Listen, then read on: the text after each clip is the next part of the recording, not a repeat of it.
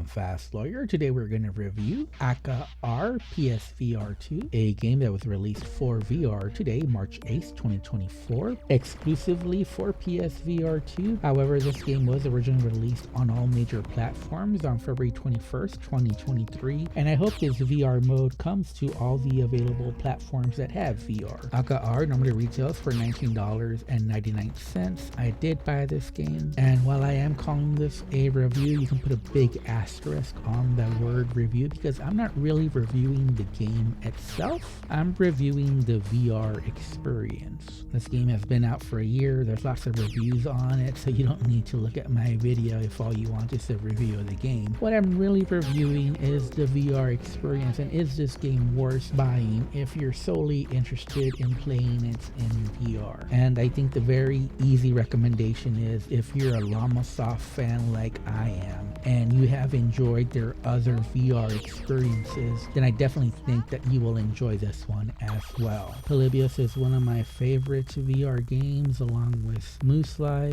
and I even like the Minotaur Arcade Volume 1. I'm still waiting for Tempest 4000 to get official VR support, but basically if you're a Jeff Minter fan and you like VR, then getting this is a no-brainer. That was the easy part. However, if you're not sure, if you never played any of these games or you don't know what I'm talking about, then this might be a little bit more difficult. These games are considered cult classics, but they're cult classics for a reason, and that is because they're definitely not for everyone. These are all basically psychedelic arcade experiences, and they're a little bit on the old school arcade type of difficulty. The gameplay can be challenging, it can be obtuse, and because of all the intense colors and everything that's going on screen, it can be difficult to keep track of objectives, or with the font it can be difficult to read some of the instructions or what's going on. And speaking of Akka Arrh in particular, it can be very difficult to keep track of everything that's going on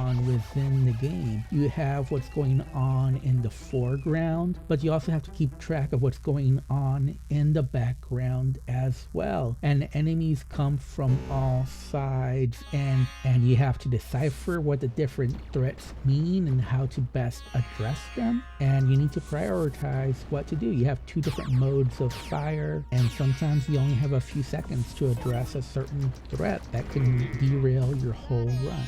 So there's lots of systems going on, and you have to have some quick twitch reactions, and you have to interpret what's going on screen, and it's not always easy to decipher. And obviously because of that, most people will fail and fail and keep failing until you get a flow going, until you get a sense of what you need to do, and it just comes automatically to you. And then you get into that zone and you're able to go farther than you ever thought you could. Even on normal difficulty, this game is pretty challenging, especially if you're not used to this type of gameplay. So if you like old school arcade challenges, then this is definitely the VR game for you. If you enjoy psychedelic visuals in VR, this is the game for you. But definitely avoid this game if you think you might have a seizure just from watching a few seconds of this video, because it is very intense in VR. And honestly speaking, it seems like every Jeff Minter game is tailor-made for VR as long as you can handle it,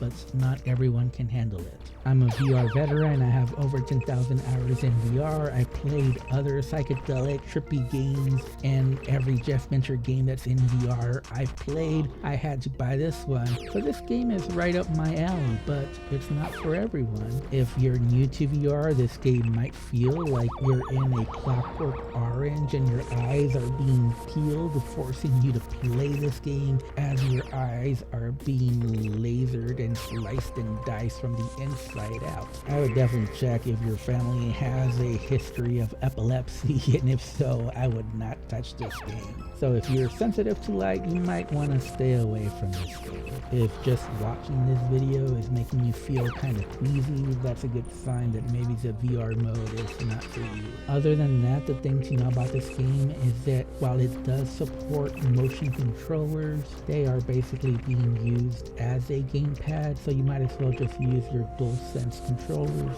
I played around with both, and the only difference that I kind of spotted was I think the joystick for the PSVR2 was just a little bit more sensitive and was just a little bit easier to move around. But other than that, there wasn't really any difference. And like I said, if you've never played any of these games before that I've mentioned, you do need to be a little bit patient because you will need to get acclimated to the gameplay here. This is sort of like a shmup almost, an arcade bullet hell with some special rules. And it's just going to take some time. It's going to be some back and forth. You will go the farthest you've ever been and then you'll try to restart where you last left off. But sometimes you might have to take a step backward or even maybe start from the very beginning in order to build up your muscle memory and help you get into the flow. And once you do that, you'll be able to get farther than you've ever been before. There's a total of 50 levels to master, and that's going to take some time. You can choose on the runs whether you want to start from the very beginning and just start fresh, or whether you want to start at the last level that you were at, but you'll be limited by the amount of lives that you have. So like I said, there's going to be some back and forth. Sometimes you'll have to go back a few levels in order to be able to get over the hump and progress farther than you could otherwise. Scoring a game like this is very difficult, but keep in mind this is not a review of the game. This is a review of the VR experience, and if I have to score it, I would give it a 7.5 out of 10. Now my rationale for this is because it does feel like maybe the gameplay is really geared for mouse and keyboard controls. I have a feeling that I would get much farther in this game if I had a mouse in order to control the turret. And my other reason is just that I found Polybius to be the better game.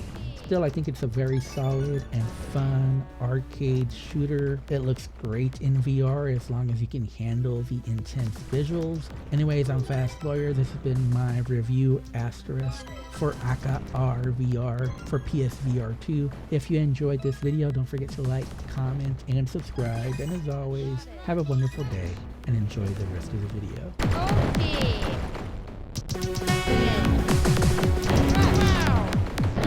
Got it.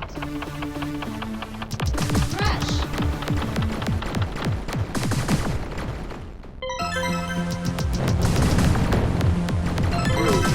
Got it. Secret boy.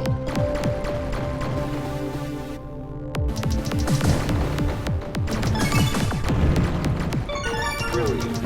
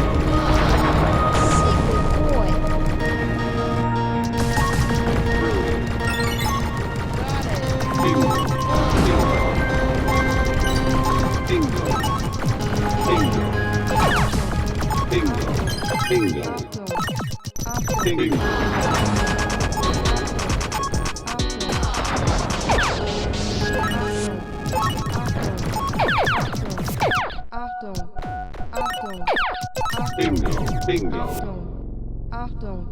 Achtung. Achtung.